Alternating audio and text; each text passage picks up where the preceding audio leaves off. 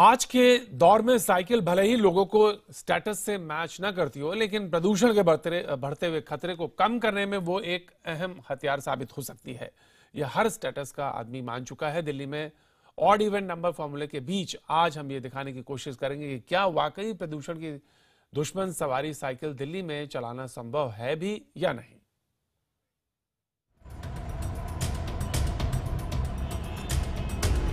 मैं चाहता हूँ कि टपने के लिए कोई सुविधा बनाए आपने। एक रोड वहाँ टप गई है, दूसरा रोड चालू है, तो आदमी कैसे पार होगा वहाँ से? उसकी समस्या हल तो करो आपने। हाँ, कौन कैसा है नहीं है? हाँ, आगे आगे बढ़ते हैं तो आगे टक्कर मार देता है साइकिल में। सुबह होते ही दिल्ली की सड़कों पर चौपहिया वाहनों का राज होता है। पैदल और साइकिल सवारों के लिए बेदिल है दिल्ली की सड़कें। राम जी जैसे साइकिल चालकों को जोखिम भरा किनारा नसीब होता है, लेकिन कई बार ऐसे साइकिल सवारों को किनारे से भी धकेल दिया जाता है।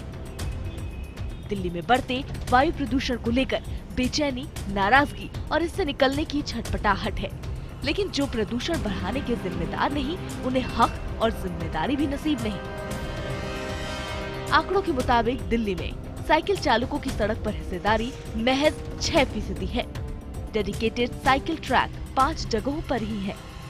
बीआरटी कॉरिडोर, आईटीओ विकास मार्ग, Akshardham, new Ashok Nagar, Tughlakabad road, बुंड road पे कुछ दूरी के अलावा अलग से साइकिल ट्रैक कहीं नहीं। दिल्ली में या तो साइकिल ट्रैक्स है नहीं, या फिर जहां पर साइकिल ट्रैक्स हैं वहां की तस्वीर देखिए आप। ये आईटीओ का साइकिल ट्रैक है मेरे पीछे, और यहां पर साइकिल से ज्यादा आपको टू व्हीलर्स नजर आ जाएंगे। बाइक और स्कूटर इसका इस्तेमाल कर रहे हैं क्योंकि दूसरी ओर उनको ट्रैफिक जैम मिल रहा है, और ये इजी तरीका है अपनी बाइक यहाँ से निकालने का। प्रदूषण कम करने की सरकार की कोशिश में साइकिल अहम योगदान निभा सकती है, लेकिन दिल्ली में नाम मात्र के जितने भी साइकिल ट्रैक हैं, वो खामियों से भरे हैं। लिहाजा लोग यहाँ भी साइकिल चलाने से कतराते हैं। इन ट्रैक में एक रूपता नहीं, जिसकी वजह से साइकिल सवार सुरक्षित जोन में असुरक्षित जोन पर चले जाते हैं। लालबत्ती जंक्शन पर साइकिल चालकों को तरजीह नहीं दी जाती, जिससे दुर्घटना होने का खतरा हमेशा बना रहता है। इसके अलावा साइकिल पार्क करने के भी इंतजाम नहीं है। एक साइकिल ट्रैक को एक कंटिन्यूटी प्रोवाइड की जाए, और कम से कम जो विड्थ होती है साइकिल ट्रैक की, कम से कम 3 मीटर होती है। जंक्शंस पे उसके एक सेफ्टी प्रोविजंस बनाए जाएं। जरूरी है कि साइकिल की पार्किंग वगैरह को फिर से कॉरिडोर के ऊपर और जो मार्केट या एजुकेशन इंस्टीट्यूशन उनके ऊपर बनाया जाए। दिल्ली में कारों की बढ़ती संख्या और उससे निकलता धुआं जहर साबित हो रहा है। ऐसे में साइकिल छोटी सी राहत है। सरकार इन साइकिल चालकों के लिए बेहतर सुविधाएं मुहैया कराने की कोशिश में है। साइकिल चलेगी तो प्रदूषण कम होगा, लेकिन दिल्ली के साइकिल ट्रैक की मौजूदा हालत को देखकर लगता नहीं है कि ऐसा होगा। तो क्या प्रदूषण के खिलाफ लड़ाई में साइकिल बिना दौड़े ही हार जाएगी? पायल भुवन, दिल्ली, IVN 7। तो ये आपने देखा कि दिल्ली में साइकिल को लेकर स्थिति क्या है। दिल्ली के मयूर विहार फेज 3 से ब्रजेश तिवारी हमारे साथ मौजूद हैं। ब्रजेश, एक तो अभी हम लोग साइकिल पर बात कर रहे थे कि हम लोग दिल्ली में कैसे सामना करें, दूसरी बात यह है कि एक तरफ प्रदर्शन भी हो रहा है बीजेपी का, तो हम ये जानना चाहते हैं कि अभी लेकर स्थिति क्या है कि खास उसे प्रदूषण को लड़ने के लिए कि साइकिल जो है कारगर हथियार हो सकती है या नहीं, इस पर लेकर क्या कुछ बातचीत? बिल्कुल, देखिए साइकिल कितनी कारगर हो सकती है नहीं, सबसे पहले जो लोग हमारे साथ हैं कुछ उनसे बात करते हैं। ये बताइए, प्रदूषण को रोकने के लिए क्या साइकिल का इस्तेमाल अगर आप लोग करें तो प्रदूषण रुक पाएगा उससे? जी, साइकिल का इस्तेमाल भी जरूरी, लेकिन जिनको जल्दी तेजी पहुंचना है वो साइकिल का इस्तेमाल नहीं कर सकते। लेकिन ये 15 दिन का जो प्रदूषण का जो सिस्टम निकाला सरकार ने, अच्छा कदम तो है, लेकिन इसको ज़्यादा दूर तक ले जाना पड़ेगा, क्योंकि अगर ज़्यादा हम इसको करेंगे तभी जाके 6-7 महीने के बाद कंट्रोल हो जाएगा। ये 15 दिन में कुछ नहीं होने वाला। अगर 15 दिन की सीमा रखेंगे हम तो कुछ नहीं होने वाला। और पब्लिक को भी सपोर्ट करना चाहिए कि इसको आगे लेके चलना चाहिए और ज़्यादा दिन तक बेहतर हम सांस ले सके। साइकिल ट्रैक दिखता है दिल्ली में आपको कहीं? नहीं, 2-4 जगह जैसे मैंने देखा है, वहाँ पे शादिक नगर के अंदर में वहाँ पे दिखा हमें साइकिल ट्रैक, और कहीं दिखता नहीं है, इधर में है नहीं कहीं। बिल्कुल, साइकिल ट्रैक कुछ जगहों पे है, कुछ जगहों पे नहीं है। एक और शख्स से उनसे हम बात करते हैं। जी ब्रजेश, पूछिए इनसे कि साइकिल को लेकर कैसे प्रोत्साहित कैसे किया जा सकता है कि जो ट्रैक है वो खाली कराए जाएं और लोगों को साइकिल के लिए प्रोत्साहित किया, जैसे चाइना और तमाम कंट्रीज में किया लोगों ने। बिल्कुल देखिए सर ये जानना चाहते हैं पोल्यूशन को कंट्रोल करने के लिए ऑड एंड इवन का फॉर्मूला आया, डीजल गाड़ियों पर बैन की बात कही जा रही है, ग्रीन टैक्स लगा दिया गया डीजल गाड़ियों पर, लेकिन क्या लगता है साइकिल का इस्तेमाल अगर किया जाए प्रदूषण उससे कम होगा? बेसिकली बहुत ज़्यादा एस्पेक्ट हैं, ये खाली कह देना ऑड एंड इवन नंबर से काम चल जाएगा, ये एक हवाबाजी का काम है। अगर रियलिटी ग्राउंड लेवल पर देखा जाता है तो ये चीज़ें बहुत दूर है। पॉल्यूशन कंट्रोल करने के लिए self awareness is compulsory. This society should be self appraised of, self civilised. जब तक हम नहीं देखेंगे मेरी गाड़ी का पॉल्यूशन लेवल हाई है, मैं उसको कहता हूँ उसको डाउन करके डाउन लिख दे, तो this are not strict action from the government side. Cycle track की हम बात कर रहे थे, अगर क्या दिल्ली में साइकिल ट्रैक, क्या आपको कहीं दिल्ली में साइकिल ट्रैक दिखता है? पहले कहीं दिखाई नहीं दे रहे। Everywhere the engine vehicles are available there. That Delhi इतनी गर्म नहीं है, इतनी पॉल्यूटेड नहीं है, ये इंजन गर्म की वजह से सबसे ज्यादा काम हो रहा है। एक सबसे बड़ा जो मुद्दा मैं चाह रहा था, nobody is interested to sort out the problem. ये कहते हैं ये कर देंगे, ये कर देंगे, ये कर देंगे। इस बात को पहुंचाना जो मैं कहने जा रहा हूँ, यही बात पॉपुलेशन पे भी है।